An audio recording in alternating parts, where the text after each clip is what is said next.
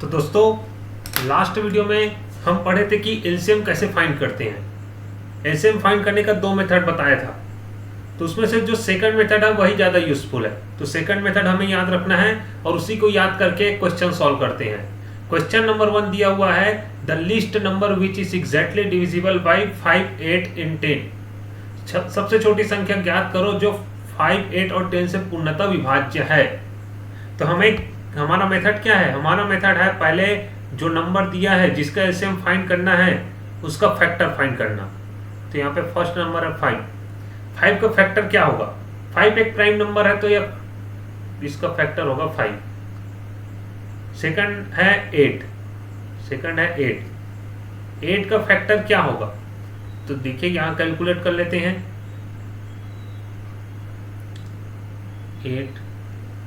8 सबसे पहले 2 से डिविजिबल होगा तो बचेगा 4। फिर जो 4 है वो 2 से डिविजिबल होगा, बचेगा 2। फिर 2 है 2 से डिविजिबल होगा, बचेगा 1।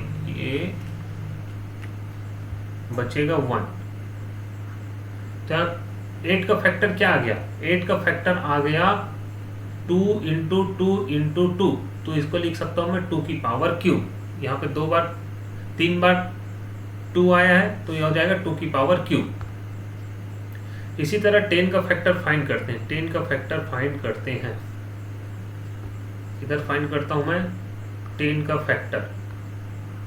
10 है, 2 से पहले डिविजिबल होगा, बचेगा यहाँ पे 5। 5 है, 5 क्या 2 से डिविजिबल होगा? 2 से डिविजिबल नहीं होगा। क्या 3 से डिविजिबल होगा? 3 से डिविजिबल नहीं होगा। 5 से डिविजिबल हो जाएगा, बचेगा यहाँ पे 1। तो 10 का फैक्टर क्या क्या आ जाएगा? 10 का फैक्टर आ जाएगा 2 इंटू 5। फिर नेक्स्ट स्टेप क्या था हमारा? नेक्स्ट स्टेप था यूनिक फैक्टर फाइंड करना। तो यहाँ पे कौन कौन से यूनिक फैक्टर यूज हुआ है? तो यहाँ पे 2 फैक्टर यूज हुआ है, एक 2 है और एक 5 है। एक 2 है और एक 5 है। तो हमारा सेकंड स्टेप भी क्लियर हो गया। फिर थर्ड स्टेप क्या था? थर्ड स्टेप था यहाँ पे जो यूनिक फैक्टर है उसका पावर फाइंड करना है। तो उसके लिए क्या करते हैं, इन तीनों नंबर में जो भी हाईएस्ट पावर होगा वही यहाँ पे आएगा। जैसे कि 2 के लिए फाइंड करते हैं तो 5 के फैक्टर में तो 2 है ही नहीं, 8 के फैक्टर में 2 है और वहाँ पावर कितना है? 3 है, मतलब 3 बार आया है, 3 है। 10 के फैक्टर में 2 है, यहाँ पे पावर है 1। तो 1 और 3 में मैक्सिमम क्या है? मैक्सिमम है 3। तो यहाँ पे आ जाएगा 3। मैं यहाँ पे लिखता हूँ 3। फिर 5 के पावर क्या आएगा? 5 का पावर यहाँ पे है 1, 10 में भी है 1, तो यहाँ पे आ जाएगा 1। अब इसको सॉल्व कर दीजिए। 2 की पावर क्यूब, 2 की पावर 3 क्या होगा? 8 इंटू 5। 8 इंटू 5 क्या होगा? 40। ये आ जाएगा हमारा आंसर।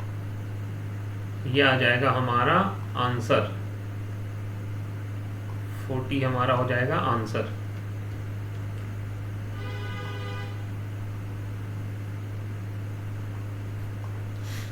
फोर्टी 5, 8 और 10 का एलसीएम क्या होगा? 40 होगा।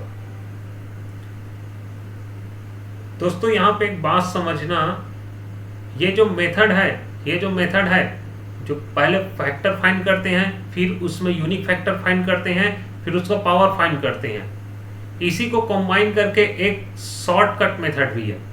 यहाँ हम क्या किए? तीनों का अलग अलग फैक्टर फाइंड किए। मैं यहाँ पे बताता हूँ, इसको ध्यान से देखना। मैं इस साइड को रब करता हूँ, इस साइड को मैं रब कर रहा हूँ। यहाँ पे देखना,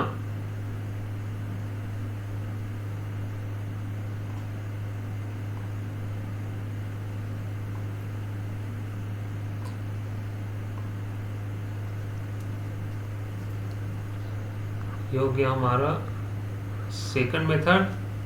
एक शॉर्टकट मेथड भी होता है। एक शॉर्टकट मेथड भी होता है। शॉर्टकट मेथड इधर समझते हैं। तो यहां पे क्या किए थे हम, यहां पे क्या किए थे,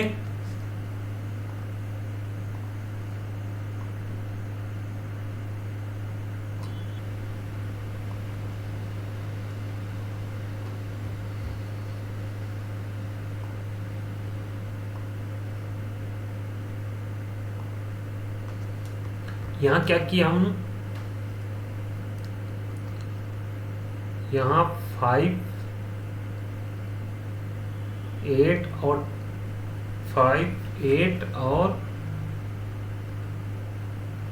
10, ये तीनों का कॉम्बाइन फैक्टर निकालेंगे। इन तीनों का कॉम्बाइन फैक्टर निकालेंगे।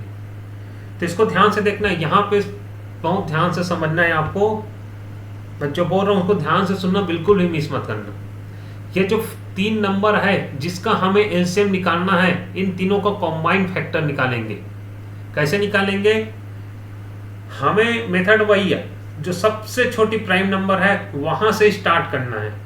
सबसे छोटी प्राइम नंबर है वहां से स्टार्ट करना है, और ये तीनों को डिवाइड करते जाना है।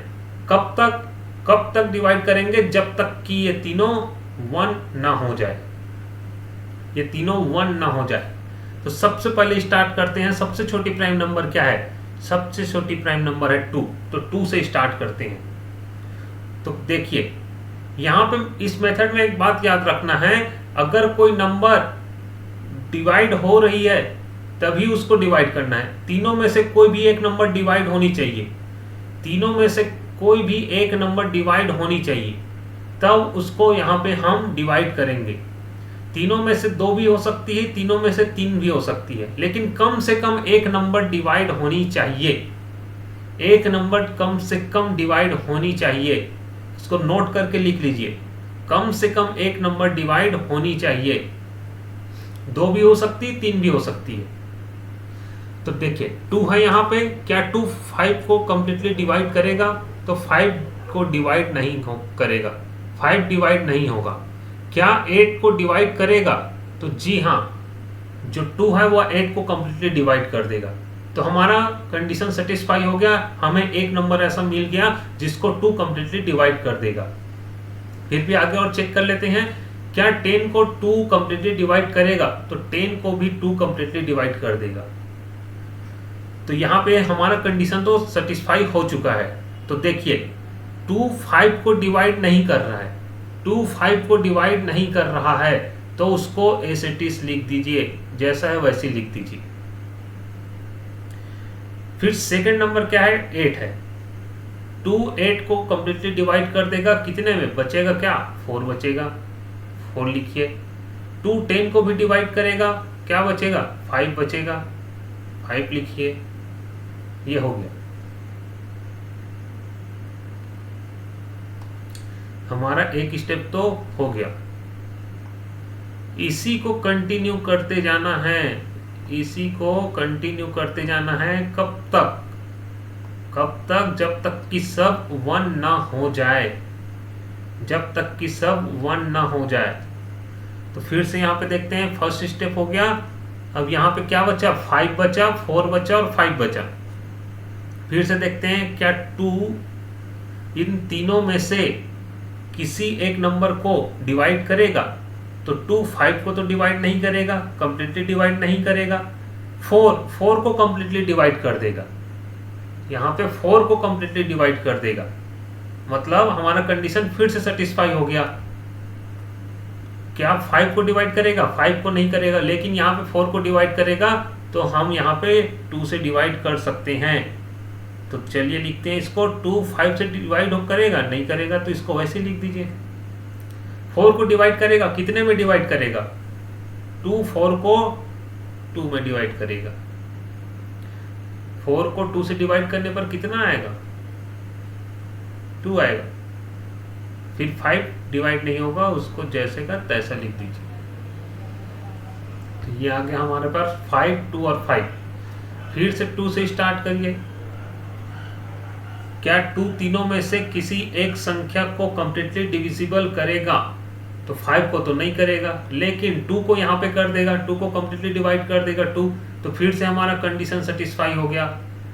5 को नहीं करेगा तो इसको लिखते हैं कि 5 को तो डिवाइड नहीं करेगा, लेकिन 2 को डिवाइड कर देगा, बचेगा 1, और ये 5 को डिवाइड नहीं करेगा तो वो वैसी का वैसी रहेगा। फिर यहाँ पे क्या आ गया, 5, 1 और 1 आ गया।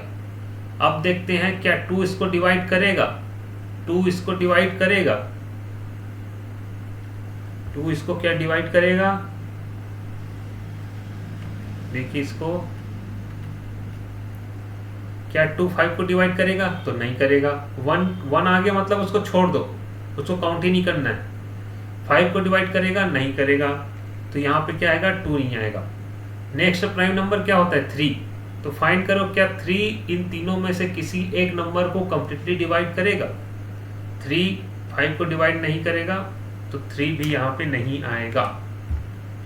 उसके बाद प्राइम नंबर आता है हमारा 5, तो देखिए क्या 5 यहाँ पे 5 को कंप्लीटली डिवाइड करेगा, तो जी हाँ बिल्कुल 5 को कंप्लीटली डिवाइड करेगा ही। ये वाला 5 भी कंप्लीटली डिवाइड होगा, मतलब जो हमारा तो 2 नंबर बचा है दोनों डिवाइड हो जाएगा। तो इसको 5 से यहाँ पे डिवाइड हो जाएगा, तो उसको नीचे लिखते हैं। 5 को 5 से डिवाइड करने पर क्या आएगा, 1 आएगा। ये 1 पहले से है, 5 को 5 से डिवाइड करने पर क्या आएगा, 1 आएगा। तो ये देखिए यहाँ पर तीनों 1 आ गया। और मैं क्या बोला था, कब तक डिवाइड करता है, कब तक डिवाइड करना है, जब तक कि तीनों नंबर 1 1 1 ना हो जाए। ये हो गया। तो ये जो नंबर है, ये जो नंबर है ये जिससे डिवाइड हुआ है, उसका मल्टीप्लाई कर दो, वही हमारा आंसर होगा। उसका मल्टीप्लाई कर दो, वही हमारा आंसर होगा। जैसे कि क्या है यहाँ पे, 2 × 2 × 2 × 5, इसको सॉल्व कर दो, हमारा आंसर आ जाएगा। 2 × 2 कितना होता है, 4 × 2 कितना होगा, 8 × 5 क्या होगा, 40। ये देखिए आ गया हमारा आंसर, ये देखिए आ गया। इसको हाईलाइट कर देते हैं, ये देखिए ये आ गया हमारा 40। इस मेथड से भी 40 आंसर आया था, इस मेथड से भी 40 आंसर आया था। ये हमारा एक और मेथड, शॉर्टकट मेथड। तो इसको याद रखना, ऐसे भी एलसीएम फाइंड कर सकते हैं। फिर देखते हैं नेक्स्ट क्वेश्चन। देखने से पहले एक और क्वेश्चन देखते हैं, इसको ध्यान रखना, इसको नोट कर लीजिए, इसको नोट कर लीजिए, इसको नोट कर लीजिए। इसके बाद एक और क्वेश्चन लिखते हैं, मैं इसको रब कर रहा हूं।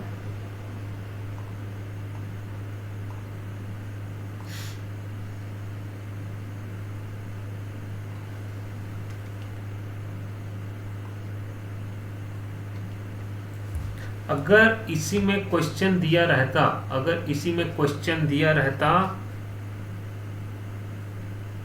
एलसीएम ऑफ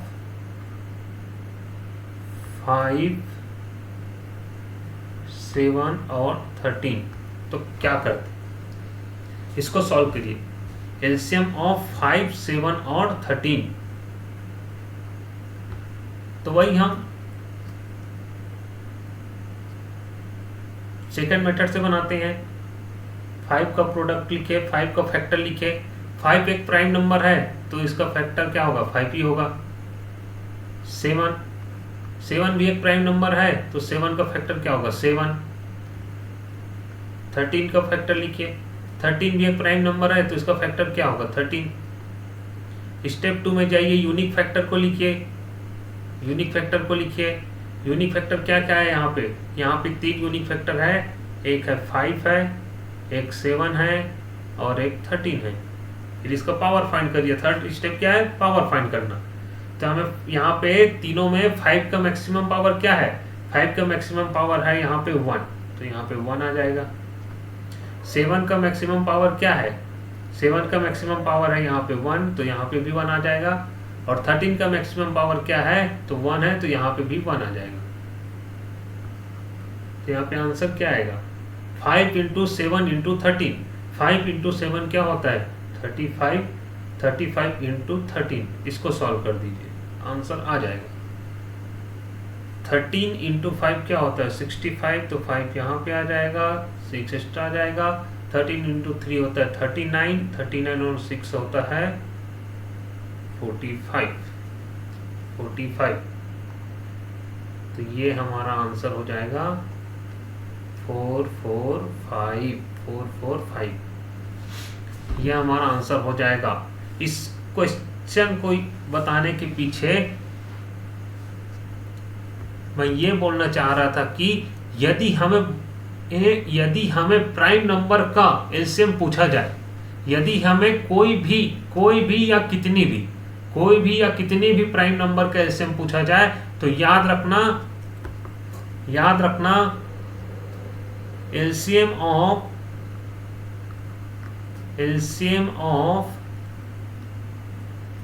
प्राइम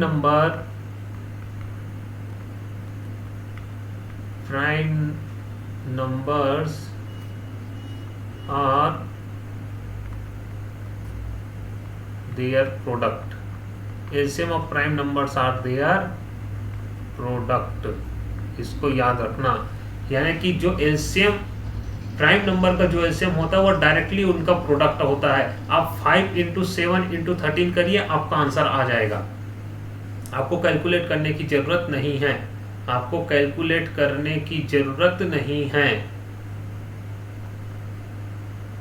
इसको नोट करके लिख लीजिए, LCM of prime numbers are their product. Prime number का एलसीएम उनका गुणनफल होता है। इसको नोट करके लिख लीजिए। आपको कभी भी 2, 3, 4 प्राइम नंबर दिया हो और उनका एलसीएम पूछा हो, तो डायरेक्ट उनको मल्टीप्लाई कर दीजिए, आपका आंसर आ जाएगा। इसको नोट करके लिख लीजिए।